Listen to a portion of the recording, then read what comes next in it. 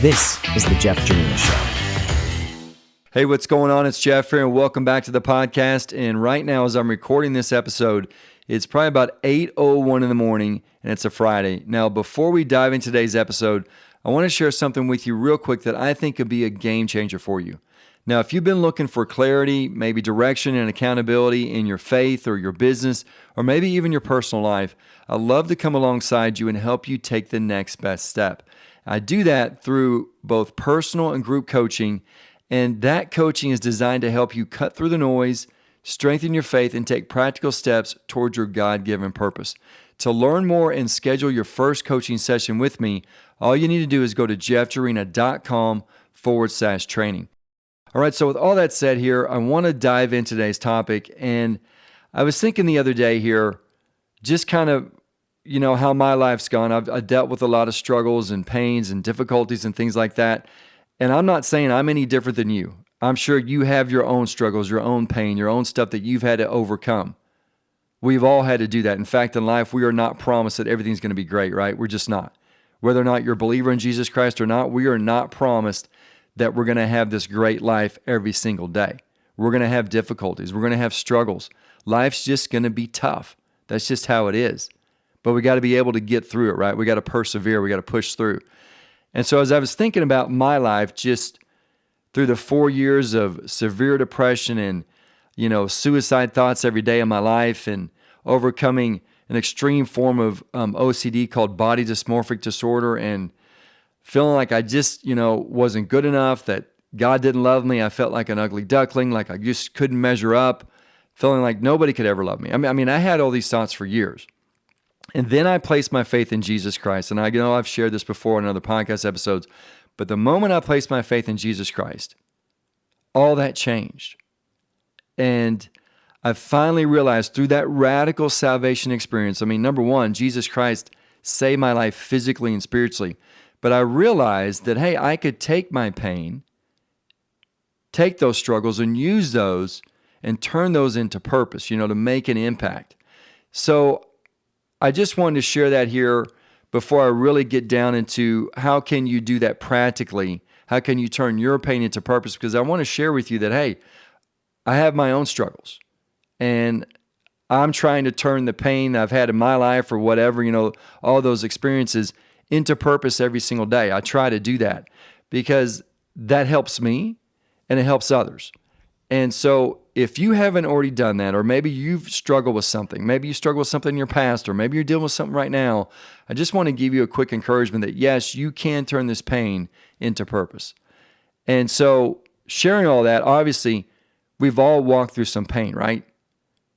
Maybe you more than me, and maybe you less than others. But we've all dealt with some pain, some disappointment, something in our lives didn't go well, right? Some struggle. And maybe you right now, maybe you're listening right now and you're carrying fresh wounds. Maybe this is raw and it's real right now. Maybe it's the loss of a loved one. Maybe it's a disappointment. Maybe you've had this big dream and it just didn't happen. Maybe, in a relationship, somebody betrayed you. I don't know. We can all relate to this feeling of pain, right? Of loss. We can all relate to that. And for me personally, I know what that feels like, because that pain is real. It's not just something that we can just brush off with a quick prayer or, hey, I'm just going to have a great mindset today. I'm just going to be, oh, hey, everything is awesome. I'm going to be singing, hey, the sun's going to come out and everything's going to be great. No, this stuff takes time. Some of that pain takes a while to get over. Pain cuts deep, right? But here's a truth that I want to share today. And I want you to lean on this today, that your pain doesn't have to be wasted. Now, I don't know if anybody's ever told you that, but it's true. Your pain, my pain, does not have to be wasted. You see, God has a way of taking those things that hurt us most and then using them to shape us and to strengthen us. And through that refinement, going through the fire, going through that battle, that testing, we can then bless others. And so there's a verse here, I'm sure you know it. It's Romans 8:28. It says that, and we know that in all things God works for the good of those who love him, who have been called according to his purpose. Now here's the kicker here. It doesn't say all things are good, right? Because we know they're not. And if we're going to be real here, we know that some things are flat out painful. They're unfair. They're unjust. They just don't seem right. But the Lord promises that if we give him our pain, he's going to weave it into his greater purpose. Now that purpose, we may not know right now. And it may be a purpose that you may not want right away. But if you can lean into it, I truly believe that you're going to get to that point where you're like, yes, this is why that happened.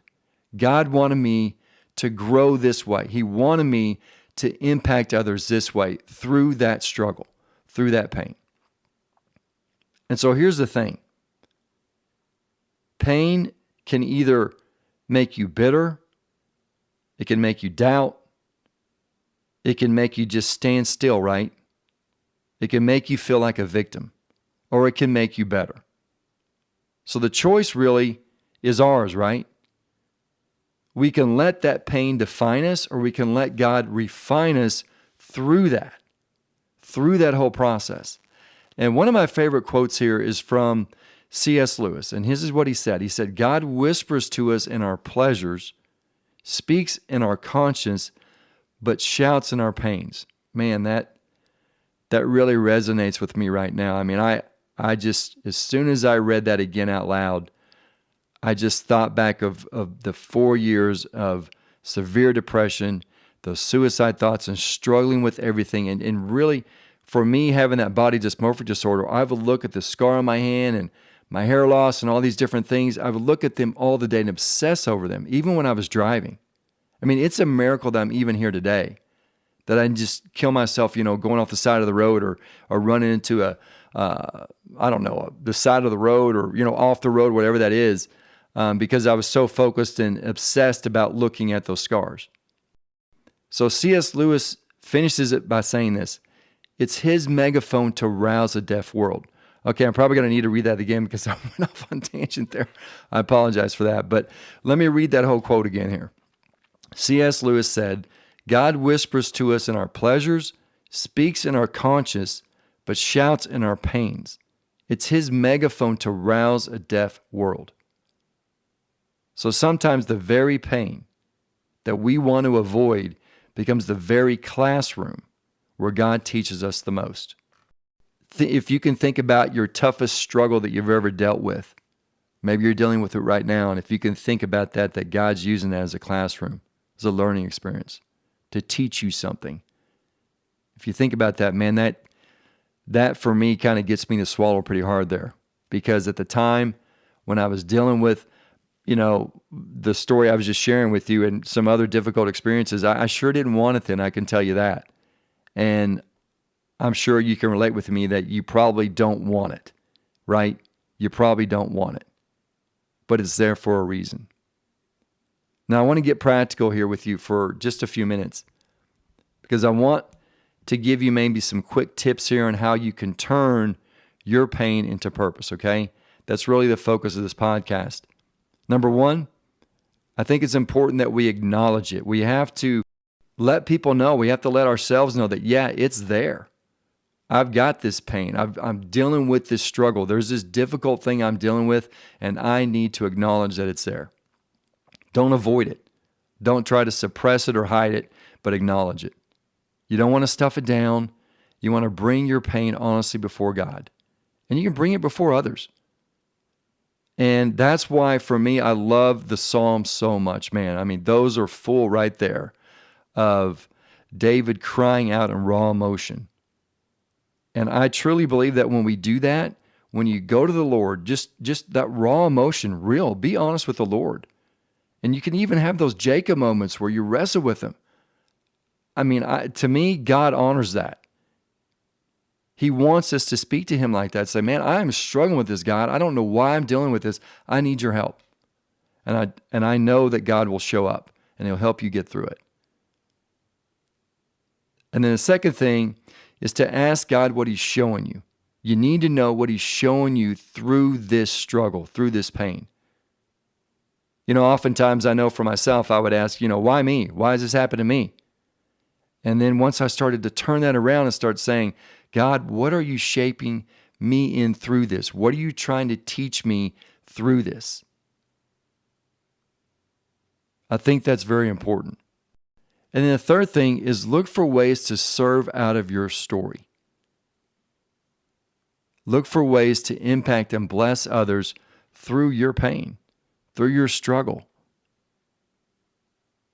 What you're going through and what you've gone through and how you overcome that pain, when you can share that with others, that helps them get through that same pain quicker.